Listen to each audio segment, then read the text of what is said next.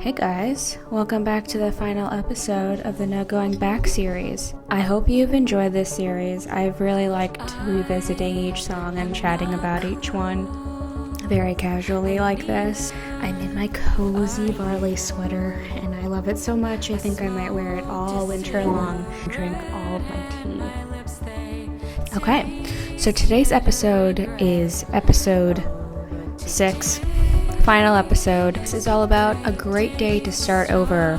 I love it so much. It's just such a great way to end the EP. I would end all of my shows with this song. I would play my guitar, strum my guitar with just like, I usually use a pick when I play, but this one was a very soft song, so I'd just like kind of strum with my thumb and sing very softly into the mic like this. Every single time I've played this song, the audience would get very quiet, and I would look out into the audience. I could just see them all thinking about the thing that they want to start over for or what they kind of want to work through. I did initially release the song back in the day. I made a whole music video in Coney Island. I don't like looking back at it because I was like 25 pounds heavier. I had self-produced that song, and I did like it, but it was a very like stripped down version of the song, and again, that's how I played it on the stage.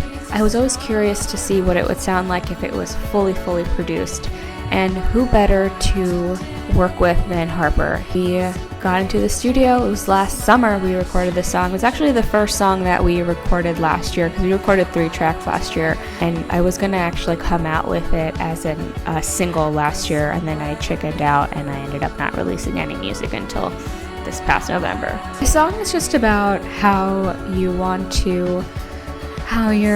like every single day is a great day to start over, you know, and you don't really think about it. You just kind of think that you're stuck in the same rhythm sometimes, but every day can look completely different depending on the choices that you make, you know? And if you're feeling stuck somewhere, you can get out of that situation. If there's like a situation where you physically cannot get out of and you really want to, then what is happening? Are you like held captive against your will or something? Blink twice and I will send for help.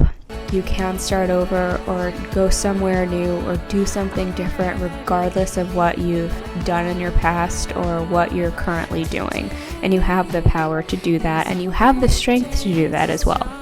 I really love the lyric, I called him again, he's got a new girlfriend. And it's sort of like when you get so stuck on calling one guy and it never seems to work out with this guy, but you seem to be stuck in the same circle with him, and you know that it's never going to go anywhere. And at the time when I wrote it, I was still stuck on this guy. I was like, I can't imagine, like I can't wait until I'm just like, this is going to be the very last time I mention this guy's name. You move on from things whether you like it or not eventually. If you want to, you can do it. One of the lines is, I smoked a cigarette and my lips tasted of regret. I don't smoke cigarettes, okay? But I have smoked recreationally. I have smoked like outside of a bar after a drink or something. Sue me, I'm 35 years old. I don't want people to think that I was like an ex-smoker. Nonetheless, I have smoked, and it would make me feel kind of guilty every time I did it.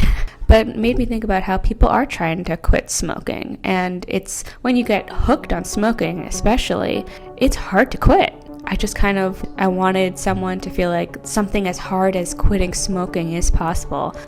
Looking at you, Carrie Bradshaw. The bridge is just sort of like when you're visualizing moving forward or actually starting over. So it's like I mentioned his name for the last time, I smoked a cigarette for the last time, I walked out of the office for the last time, like getting out of that dead-end job, out of that relationship that you've been wanting to get out of. You're finally doing the thing that you have always been saying that you're going to do. And I think a lot of artists write a lot of those like epiphany type songs or like those like starting over songs when they're in the middle or trying to do that, not when they're actually like after the fact, right? It's just such a great song to think about, just moving on, starting over. It's always possible. You know, when I listen to it now, I am the person that I wanted to be back then when I wrote it, and that is just a really great thing. I finally moved on from the toxic things in my life back then, and then some. It's just really great when you have those dreams and you set those goals and you believe you can do it. It's important to not forget how you felt at that time too, because that's how you have perspective on things, and that's the thing. This might have been a little bit of a rambling mess, so editing me is going to be very annoyed that she's going to have to cut through certain parts, especially because I talk so much like this. I talk, and it's so hard for me to cut in between. So I have to focus on talking a little slower. But we're at the last episode, so it's too late for that. I've really enjoyed making this series, and I hope you've enjoyed watching them. Thank you so much for going on this journey with me. Releasing this EP has closed a certain chapter of my life that I needed to close.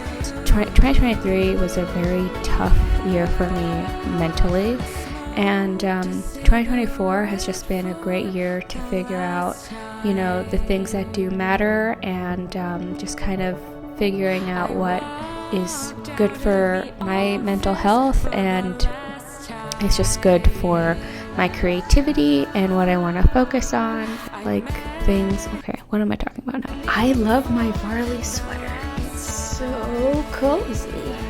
Thank you guys for watching, and I will see you in the next episode, but not because this is the last episode. Bye guys.